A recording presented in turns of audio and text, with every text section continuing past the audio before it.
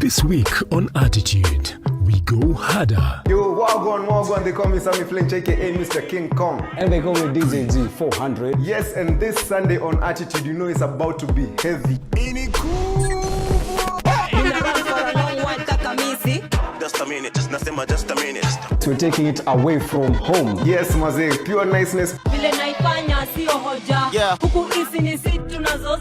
Pure heat, pure greatness, maze, na unajua. Proper.